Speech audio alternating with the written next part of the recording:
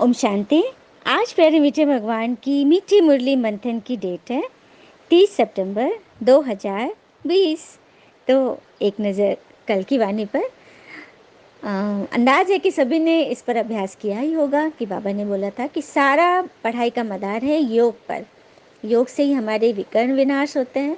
और कई बच्चे कितने दिन भी कितने साल भी बाबा का बनकर हाथ छोड़ देते हैं। कारण है निश्चय में कमी। कोई बहुत बड़ा तूफान आता है तो वो ईश्वरीय नशे में निश्चय में कमी आ जाती है। तभी तो वो हाथ छोड़ देते, मतलब अपनी किस्मत से रूठ जाते हैं। और वरदान दिया था बाबा ने, श्रीमत में मनमत परमत मिक्स नहीं करने।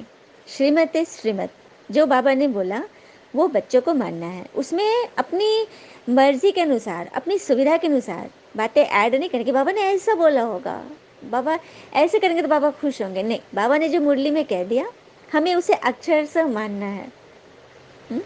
और सदा हर्षित वही रहते हैं जो किसी भी आकर्षित से परे, आकर्षण से परे, अच्छाई से और बुराई से भी। चलिए, आज बाबा ने क्या बोला।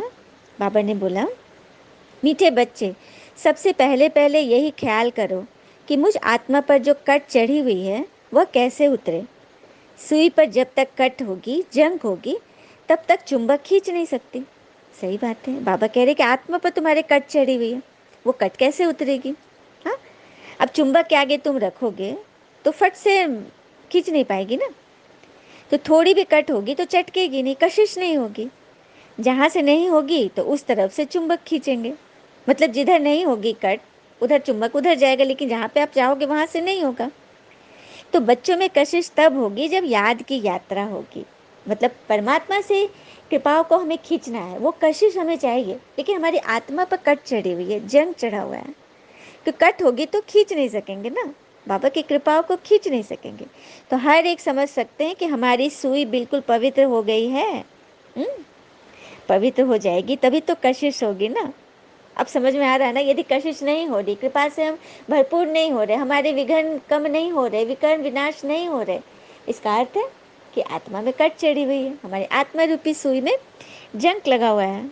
उसको छुड़ाने के लिए ये श्रीमत रूपी घासलेट, बाबा श्रीमत को, मुरली को कितनी कितने मतलब उपाधियों से बाबा इसको नवाजते हैं। ये घासलेट है, ये ज्ञान दूध है, घास है, हाँ, सुनार का वो अग्नि है, लोहार का वो लोढ़ा है, हाँ, साबुन है कपड़े धोने वाला। कितने कितने चीज से बाबा इसको तुलना करते हैं ना, जिससे हमारी आत्मा पे पड़े जो मैल है वो साफ होगी, तभी तो उसकी कट चढ़ी हुई खत्म होगी और बाबा की कृपा को हम खींच सकेंगे। है ना बड़ी बात। फिर प्रश्न दिया बाबा ने, पुरुषोत्तम संगम युग पर तुम्हें पुरुषोत्तम बनने के लिए कौन सा पुरुषार्थ करना है। उत्तर, कर्मातीत बनने का। कोई भी कर्म संबंधों की तरफ बुद्धि न जाए, अर्थात कर्म बंधन अपनी तरफ न खींचे। आगे बात समझ में, कर्मातीत उसी को कहते हैं कोई भी कर्म संबंध बुद्धि को न खींचे। किसी की बात व्यवहार, किसी की कुछ भी बात में जिसमें हमारा मन फंस रहा है, उससे परे। मन फंसे नहीं, कोई कुछ बोल रहा है वो उसका स्वभाव, उसका पार्ट है। कल भी बाबा ने बोला था ना कि हर एक आत्मा अपने अपने अपने पार्ट में संलग्न है और सबका अपना एक्यूरेट पार्ट चल रहा है। हमें क्या करना है, बाबा हमसे क्या चाहते हैं, हम इस तरफ सोचें। सारा कनेक्शन हमारा एक पिता से रहेगा ना। हाँ, तो किसी की भी बात में हम फंसेंगे नहीं। तो ऐसा पुरुषार्थ करो, झरमुई झगमुई में अपना टाइम वेस्ट मत करो, याद में रहने का अभ्यास करो। ये झरमुई झगमुई मुरली में बहुत बारी ये वर्ड आता है। इसका अर्थ है गॉसिपिंग, फालतू की बातें, व्यर्थ टाइम वेस्ट करना। अब यूट्यूब में भी ज़्यादा हम घुसे हुए हैं। हाँ, करना कुछ है, सेवा है, घर के काम है, ज्ञान की सेवा है, आत्माओं का कल्याण करना है। मतलब सेफ्टी से मन से सेवा करते रहो। खाली बैठे हैं तो मन से सबके लिए दुआ करो, नहीं फालतू में समय वेस्ट करना, इसका उसका करना, ये है झरमुई झगमुई। इसमें अपना टाइम वेस्ट नहीं करना है। हाँ, क्योंकि कहते हैं ना कि नीयत साफ हो तो एक लोटा जल भी कबूल है, वरना दिखावे का तो 56 भोग भी फिजूल है।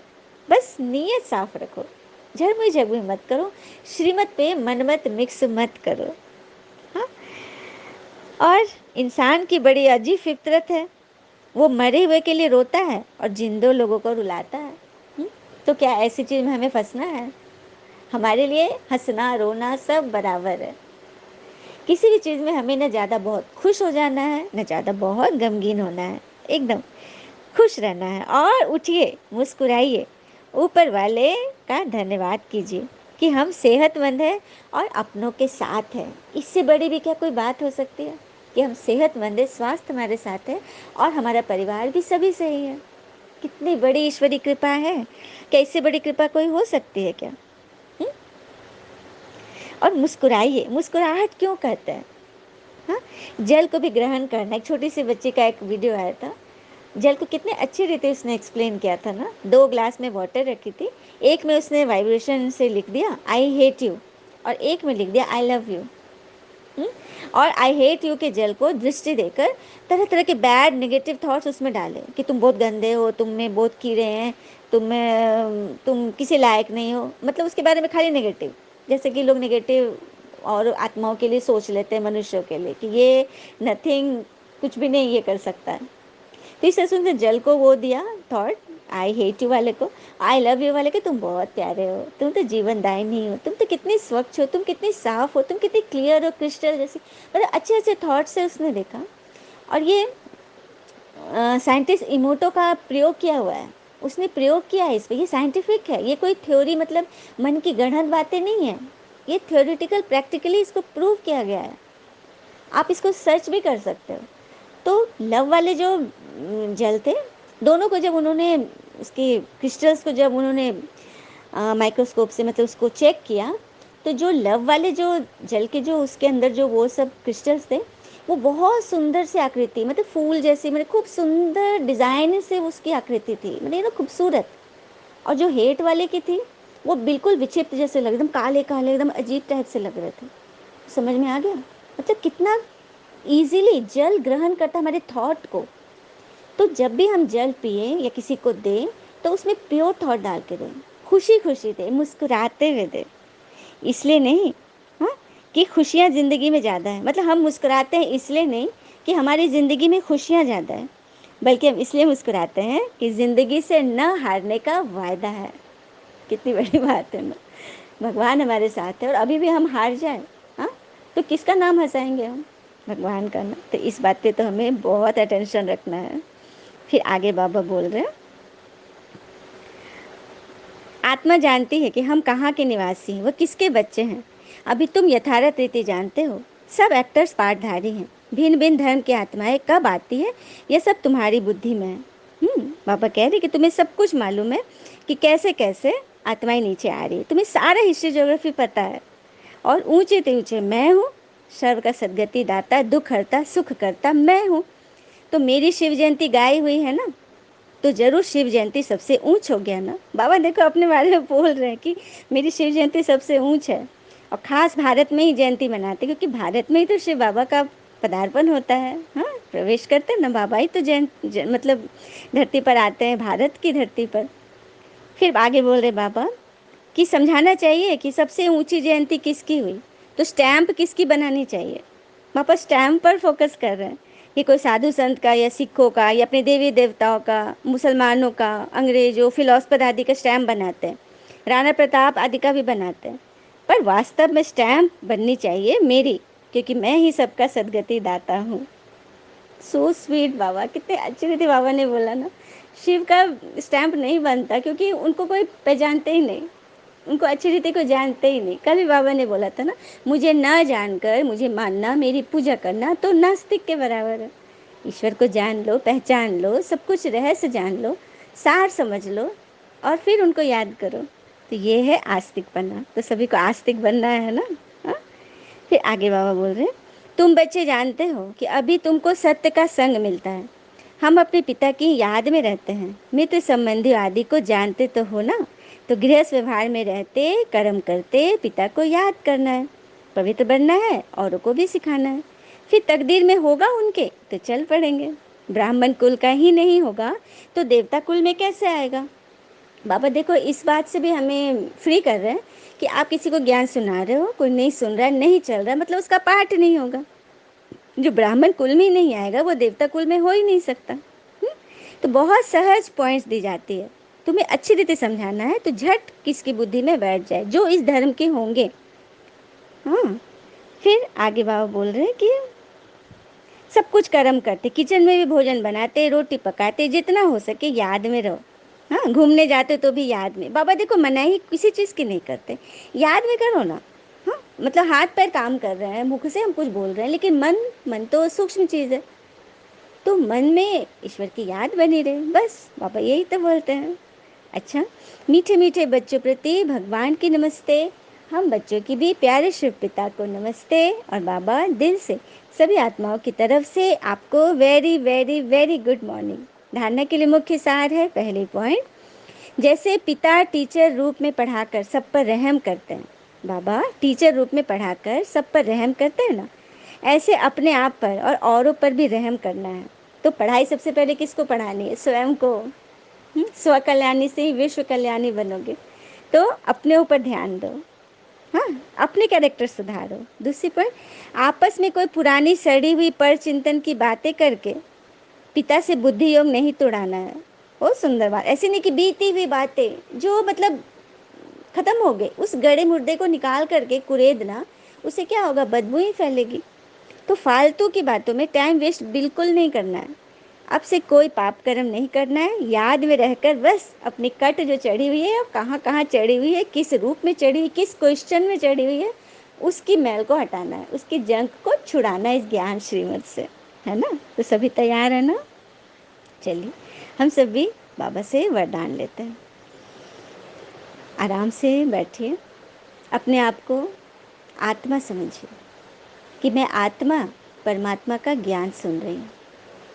परमात्मा मुझ आत्मा को ही पढ़ा रहे हैं, बाबा शरीर को नहीं पढ़ाते, क्योंकि शरीर की पढ़ाई तो हमने लौकिक रूप से स्कूल कॉलेजेस यूनिवर्सिटी सब में पढ़ाई की रही है, लेकिन आत्मा तो अभी पढ़ रही है। और ये ऐसा बेहद का बाबा का कॉलेज कहो, स्कूल कहो, पाठशाला कहो, जहाँ सभी उम्र के आदमी बैठते हैं, बच्चे बूढ़े जवान सभी, स्त्री पुरुष, सबके लिए बाबा का एक ही कॉलेज है, क्योंकि यहाँ शरीर नहीं पढ़ रहा, यहाँ आत्मा पढ़ रही है।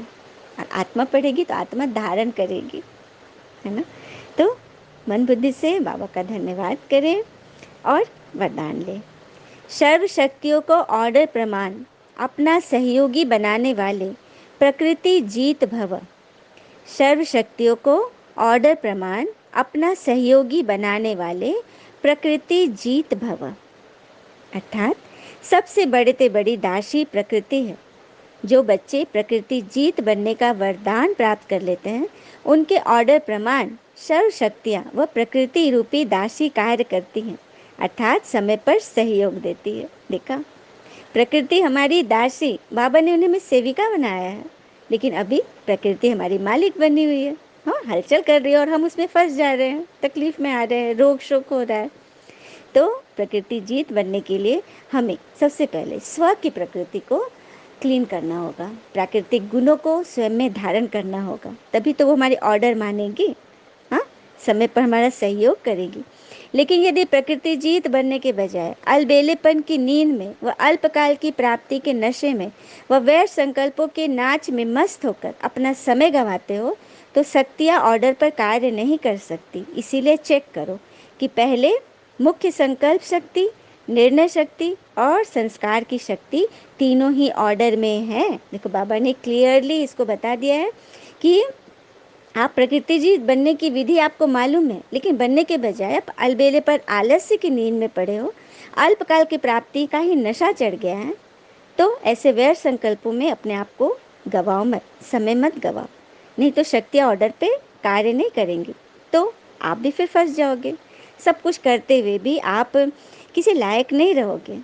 तो उसके लिए सबसे पहले अपनी संकल्प शक्ति, फिर निर्णय शक्ति और संस्कार को चेक करो। ये तीनों ऑर्डर प्रमाण है, तो अभी से अलर्ट हो जाओ। Attention please.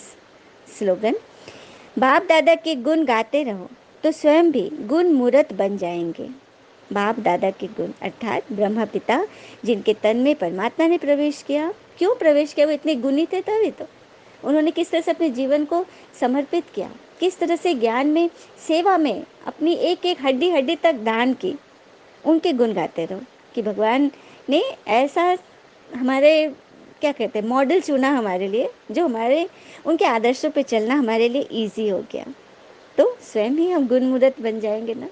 अच्छा, ओम शांति। शुक्र है मीठे बाबा, वो बाबा के प्यारे प्यारे बच्चे। थैंक यू बाबा। All is well always. ओम शांति।